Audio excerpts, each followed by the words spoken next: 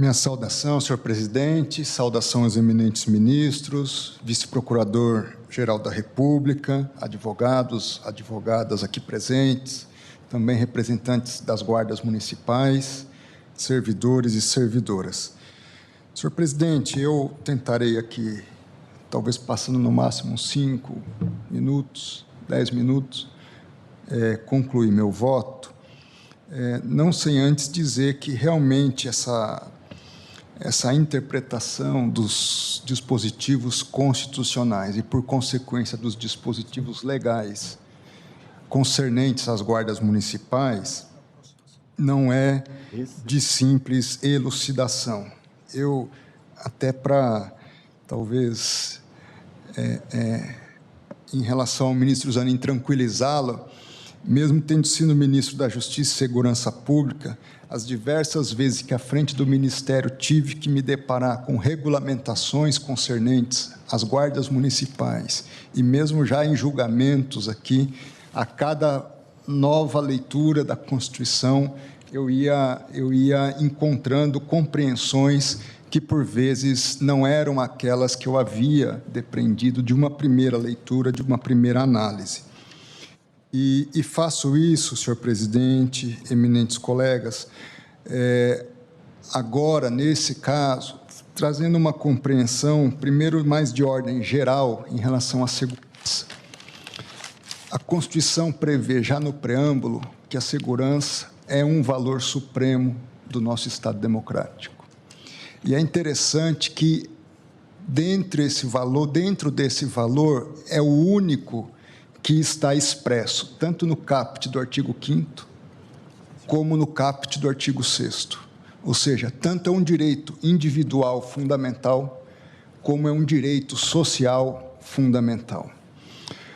E individual porque o cidadão merece, precisa de segurança, e social porque todos devem trabalhar e operar para que esse direito seja efetivamente garantido a toda a sociedade.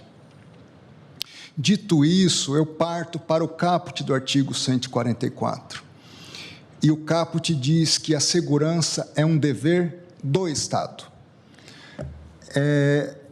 A Constituição, invariavelmente, principalmente quando nós vamos ver as competências no início, ali a partir do artigo 20 da Constituição, ela especifica, quando é do interesse dela, os entes correspondentes. União, Estados, Distrito Federal, ora União, Estados, Distrito Federal e municípios, ora apenas União, ora apenas Estado, ora apenas município. E não o fez no artigo 144. Imputa a responsabilidade ao Estado de modo abrangente. Ou seja, é incorreta, sob a minha ótica, a compreensão de que apenas União e Estados têm competência com a segurança pública. Nós vemos em campanhas políticas o debate sobre segurança pública, normalmente os prefeitos dizem, não, isso não é, os prefeitos que estão ocupando o cargo, isso não é atribuição municipal. E os que querem ocupar dizem que vão resolver o problema de segurança. Então, mas a leitura que faço do artigo 144 é que é responsabilidade de todos os entes. Tanto é assim que, se nós formos resgatar a questão da saúde, da educação, atribui a responsabilidade à Constituição a todos os entes, porque diz é dever do Estado. E o fez da mesma forma no artigo 144. Ocorre que depois ele começa a trazer algumas especificações. O parágrafo 8º do 144 atribui a responsabilidade ou a prerrogativa de os municípios regulamentarem as guardas municipais. Antes do parágrafo 8º, o parágrafo 7º diz que a lei disciplinará a organização e o funcionamento dos órgãos responsáveis pela segurança pública, de maneira a garantir a eficiência das suas atividades. Os órgãos responsáveis pela segurança pública. Se nós compreendermos que esses órgãos são apenas os referidos nos incisos do artigo 144, essa lei não poderia tratar das guardas municipais. Essa explicitação é abrangente. E que lei é essa? É a Lei 13.675, a lei do SUSP, editada ainda sob a égide do governo do presidente Michel Temer, cujo artigo 9º, parágrafo 2º, atribui às guardas municipais a condição de integrantes operacionais do SUSP, ao lado da Polícia Federal, da Polícia Rodoviária Federal, das Polícias Civis, militares, Corpo de Bombeiros Militares, as próprias guardas municipais e órgãos do sistema penitenciário. Além disso,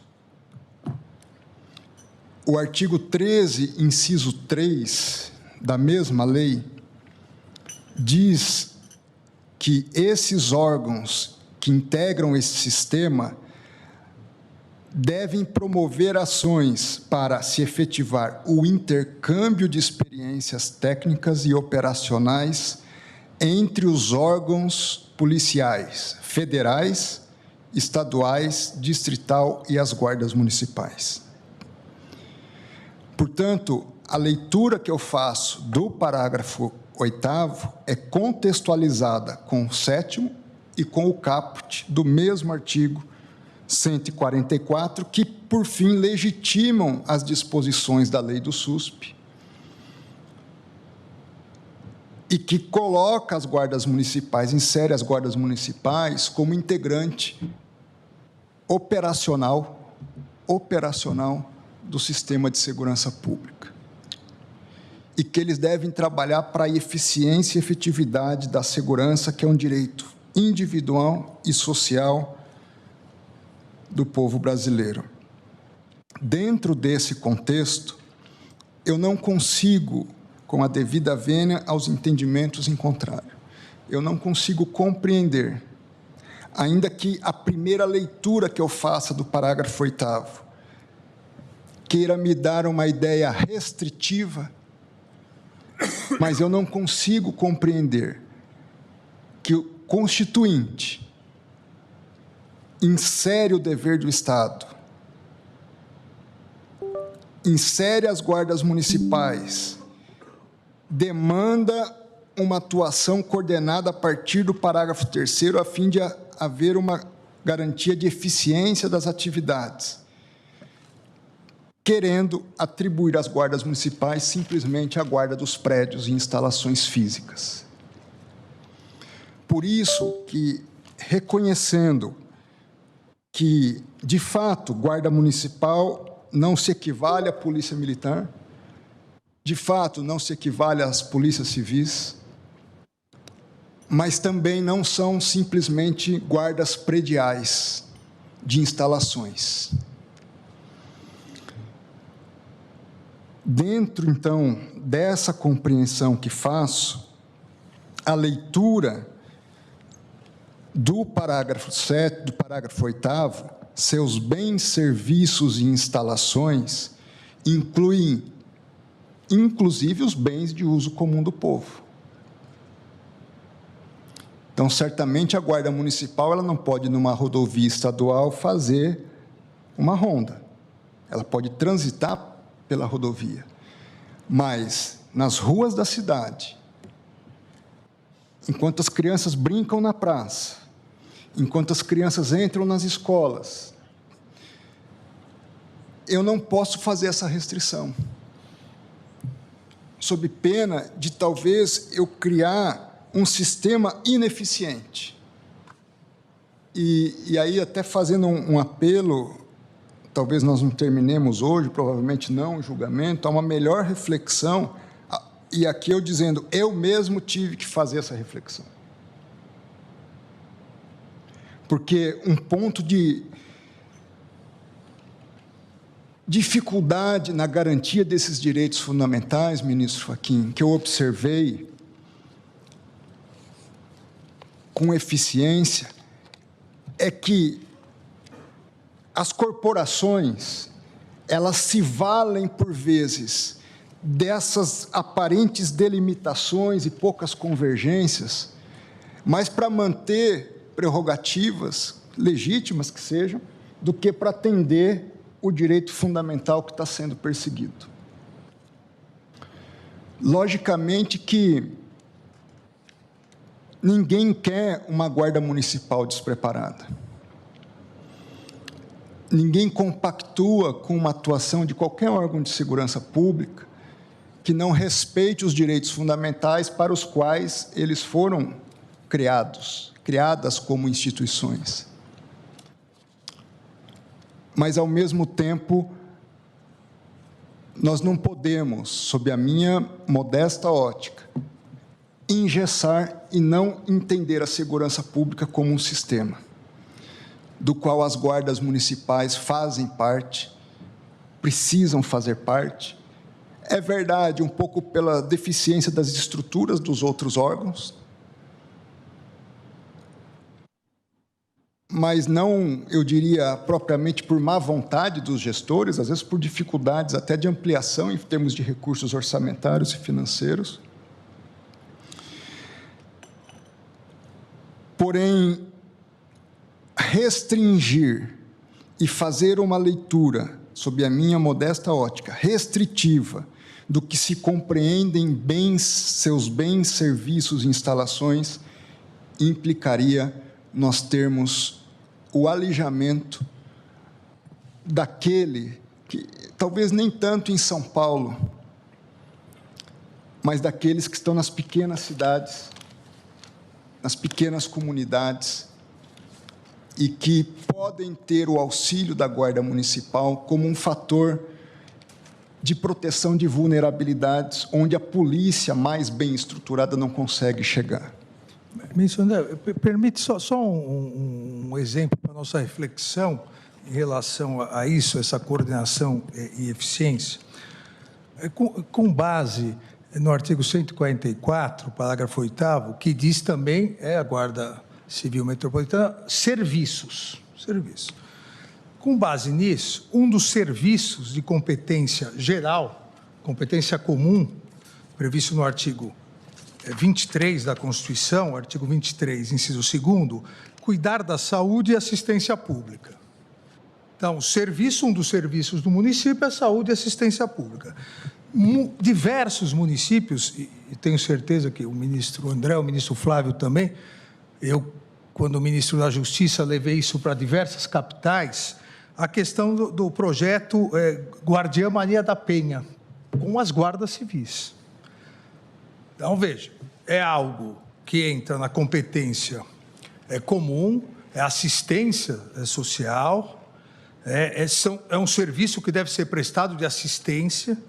E presidente, esse serviço que foi criado em 2014 em São Paulo, no município, já que nós estamos falando da Guarda Civil de São Paulo, voltado exatamente à proteção de mulheres em situação de violência, por meio da atuação preventiva e comunitária da Guarda Civil, só em 2022 realizou 21.208 visitas às mulheres vítimas de violência e em situação de violência. Em 2023, 28.597, com fornecimento de um botão de pânico.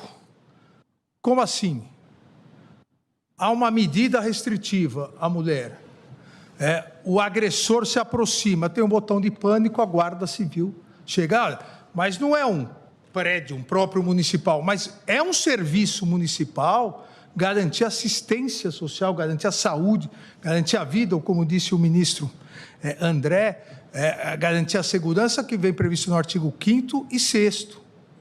Então, a interpretação muito restritiva acabaria imediatamente com esse serviço, porque a Guarda Civil não pode ser acionada, ela teria que acionar a Polícia Militar. Então, nós temos que pegar os casos que já ocorrem, e eu volto a esse, e nós todos sabemos a deficiência que é o atendimento à mulher vítima de violência. Esse plenário aqui, por unanimidade, uma ADI de minha relatoria, manteve a constitucionalidade da possibilidade da autoridade policial, onde não houver juiz de plantão, a lei que trouxe, conceder medidas garantidoras, cautelares, garantidoras da integridade da mulher, ad referendo do juiz. Então, são programas, todos esses que se adaptam a uma competência comum. Competência comum, e talvez aqui seja o que até hoje não foi, e por isso a necessidade desses debates, o julgamento não foi bem analisado constitucionalmente. Os municípios poderão constituir guardas municipais destinadas à proteção de seus bens, serviços e instalações. Geralmente nós ficamos só nos bens e instalações. Serviços, garantir a segurança da educação, Ministro garantir Alexandre, a saúde da mulher. Vossa Excelência dá uma parte da parte? Por favor. Uma frase apenas. Como eu disse há pouco na parte ao ministro Zanin e ponderei a ele, o fechamento em crimes patrimoniais é que creio que é o problema. A tentativa do ministro Zanin é justa, acho que a convergência no sentido de haver a distinção. E concordo isso é o com mais Vossa importante, Excelência. Não pode fechar em crimes patrimoniais porque abrange, dá nesse problema. Por exemplo, um cidadão que vai matar um médico. Não é um crime patrimonial. A Guarda Municipal está ali e deixa matar o médico. Não, mas é flagrante, mas é patrulhamento, chama. Mas pelo que eu compreendi, o ministro Zanin concorda, e eu acho que nós vamos, sob a presidência de Vossa Excelência, quem sabe na próxima semana, ou do ministro Barroso, chegar a uma boa tese que expressa a maioria. Senhor presidente. Inclusive com o voto do ministro Zanin. Prosseguindo, senhor presidente. Perdão. Imagina, ministro Dino. Ministro André, me permitiria só um... Pois não. De fato, existe a referência a serviços no parágrafo 8º, e tal como disse o ministro André, eu acho que a guarda não pode ter um papel meramente de segurança predial. Patrimonial. Patrimonial predial. Eu acho que, efetivamente, a palavra serviços dá uma amplitude que vai além dessa segurança predial. O que me parece necessário é fazer a diferenciação realmente dos papéis e não a equiparação. E aí também acho salutar cogitarmos a possibilidade de um controle externo, tal como colocou o ministro Alexandre de Moraes. Pois não, ministro André. Se me permite, ministro Zanin, meu voto, que pedirei juntada, senhor presidente, faz a distinção. Então, o policiamento ostensivo, embora seja um traço essencial, por exemplo, da Polícia Militar, não lhe é exclusivo. Há uma fiscalização dentro do espaço urbano, também insta a outras atividades estatais, como, por exemplo, agentes de trânsito, etc. E, por exemplo, o Supremo Tribunal Federal, ele reconheceu em outros contextos a distinção, como na situação da aposentadoria especial, né? Não atribuindo às guardas municipais ou aos guardas municipais o mesmo parâmetro próprio às polícias e demais órgãos de segurança pública. O que quero, portanto, senhor presidente, indo para a conclusão do meu voto, talvez chamar a atenção para essa reflexão de que acho que o grande parâmetro que nós precisamos estabelecer é marcos que permitam a atuação, mas dentro de critérios de legitimidade. Aquilo que foi sugerido já pelos eminentes ministros Flávio Dino e Alexandre de Moraes, em relação ao controle externo, é essencial. Se eles têm essa demanda que vai além da mera compreensão dos edifícios próprios do município e se portam arma, se exercem poder de polícia e integram o SUSP, tem que ter controlado, tem que ter o controle. Então, dentro dessa perspectiva, senhor presidente, eu pedindo vênia aos entendimentos em contrário, eu acompanho o eminente relator, ministro Luiz Fux, que nos acompanha por vídeo, e dou provimento ao recurso, aguardando ao final uma deliberação mais madura de todos nós sobre a tese que será apresentada. Agradecendo, Sua Excelência. Muito obrigado, ministro.